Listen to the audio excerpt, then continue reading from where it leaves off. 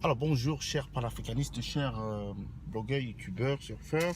C'est le Banin de Yingui, une fois de plus. Je reviens sur un sujet que j'ai entamé hier sur la commission électorale indépendante, sur le fait que les activistes, la société civile, les partis politiques ne réclament pas activement une commission électorale indépendante. Alors, les lèvres un peu sèches là. Alors, moi ce que je pense en fait c'est de dire que alors que nous sommes dans un pays où on a des sérieux problèmes, c'est-à-dire on a une crise financière, on a la crise anglophone, on a la guerre, on dit, au nord du Cameroun avec Boko Haram. On a également la guerre à l'est du Cameroun. On dit il y a une opération qui se passe là-bas. Et on a des élections. On ajoute à cela la CAN. Déjà, focalisons-nous sur les élections. Moi, j'ai toujours dit que les élections ne doivent pas avoir lieu. Est-ce que dans un pays sérieux, par exemple, on va organiser les élections alors qu'il y a l'insécurité sur le territoire? Vous voyez, cet ex-ministre,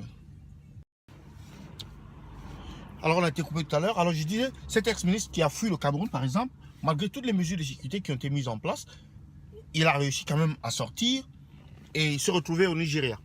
Alors, qu'est-ce que cela nous dit? Cela nous dit tout simplement que, en réalité, on n'a pas de frontières sécurisées en tant que telles. En réalité, il n'y a pas de sécurité en tant que telle. C'est-à-dire, la corruption fait en sorte qu'il n'y a pas de sécurité. Le manque de moyens ou bien d'investissement sérieux dans l'appareil sécuritaire, c'est-à-dire de sécuriser les frontières comme on le fait ailleurs, le détournement des fonds, ça fait en sorte que nos frontières sont poreuses et puis elles ne peuvent pas être contrôlées à 100%. Ça, c'est quelque chose. Maintenant, en matière de ramener la paix, peut-on faire élection dans un pays lorsqu'il n'y a pas de paix? Moi, je ne pense pas. Je ne pense pas qu'il est important de faire des élections alors qu'il y a des problèmes qui, d'ailleurs, sont liés d'une certaine manière à la gouvernance, qui sont liés d'une certaine manière à la politique, qui sont liés d'une certaine manière aux élections, en fait. Mais c'est une réclamation un peu plus fondamentale, c'est-à-dire de demander que les règles du jeu changent, de demander qu'il y ait une alternance politique et de demander tout cela. Et pendant que les gens demandent cela, les règles du jeu ne sont pas changées, mais le président de la République, il vient et il nous dit inscrivez-vous massivement sur les listes électorales. Alors, devons-nous prendre cela comme un appel sincère? Devons-nous prendre cela comme quelque chose de positif? Mais non, ça dévie un peu la voie, c'est-à-dire le problème réel des Camerounais. Le problème réel des Camerounais, c'est que on n'a pas des institutions fortes. On n'a pas une cour constitutionnelle qui est indépendante, on n'a pas une cour suprême qui est indépendante, on n'a pas une armée qui est indépendante, on n'a pas une justice qui est indépendante, on n'a pas des gouvernants qui sont indépendants, c'est-à-dire qui prennent des décisions. On n'a pas une police qui est indépendante parce qu'elle est manipulée par la classe politique, c'est-à-dire le parti au pouvoir, le régime en place. On n'a pas... en fait, tout ce qui reste de l'indépendant, ce n'est que... Vraiment, c'est difficile de trouver quelque chose qui est indépendant. Parce qu'au Cameroun, lorsque tu es indépendant, alors, on va te faire payer beaucoup d'impôts, on va te faire payer ceci, cela, et puis les autres vont s'accaparer de cet argent à coups de milliards, et puis vont les mettre dans des paradis fiscaux, comme en Suisse ou au Panama, ou quoi que ce soit, je ne sais pas.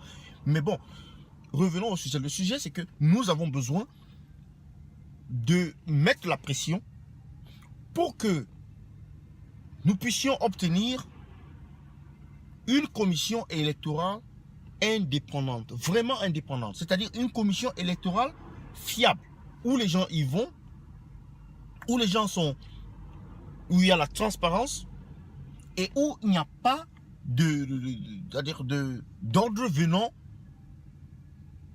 d'où que ce soit. C'est une commission qui est autonome et indépendante. Et comment on peut y arriver? C'est ce à quoi on doit penser, on doit réfléchir. Parce que d'autres pays l'ont fait, nous également nous pouvons le faire. Et il est clair que dans un système dictatorial, on ne va pas vous le donner comme ça. Il va falloir se mouvoir, il va falloir descendre dans les rues, il va falloir manifester, il va falloir demander. Mais je suis un peu embêté par le silence ou par la passivité de partis politiques au Cameroun qui semblent ne pas reconnaître cela comme un problème véritable. C'est-à-dire que les partis principaux, il y a quelques partis qui en font un problème, qui essayent d'amener ce débat, qui essayent de pousser ce débat au milieu de la scène, mais les partis, les grands partis, c'est-à-dire, je ne sais même pas s'il y en a plusieurs au Cameroun, il y a le MRC, il y a le SDF, que je pense, il y a le PAL, mais bon, mais le MRC surtout et le SDF, étant donné que l'UPC de temps en temps fait des alliances avec le parti au pouvoir et tout ça, mais bon, qui est opposant, qui ne l'est pas, vraiment, ça c'est une question qui peut vous prendre toute une éternité au Cameroun. Mais bon, c'est dire que les partis populaires, par expérience dans l'histoire du pays, ne parviennent pas à demander, réclamer une commission électorale indépendante. Et ça c'est ahurissant, ça c'est embêtant, ça c'est vraiment écœurant. Donc c'est ce sur quoi on doit vraiment se battre pour enfin ouvrir les portes c'est-à-dire les portes du développement, les portes de la prospérité en fait. En parlant de l'opération Terminus, donc, il y a plusieurs idées qui sont avancées. C'est-à-dire que l'opération Terminus, en fait, c'est quoi en fait? C'est de dire que on doit aller aux élections et ne pas voter Biya. Ou alors, c'est dire que on se prépare à faire une grande manifestation, des grandes manifestations pour demander le départ de Biya ou bien pour demander qu'il ne se présente pas comme candidat. Je ne sais pas trop. Mais ce qui est sûr, c'est que je pense que le but, c'est de dire que Biya ne doit plus être là. C'est ça l'opération Terminus, c'est de dire que Biya doit partir. Mais comment on doit y arriver? Il n'y a pas une concordance d'idées, il n'y a pas des efforts qui sont faits pour jumeler un peu les forces et puis les efforts des uns et des autres. Et donc ça laisse le débat un peu comme ça abandonné. Mais bon, tout le monde y pense.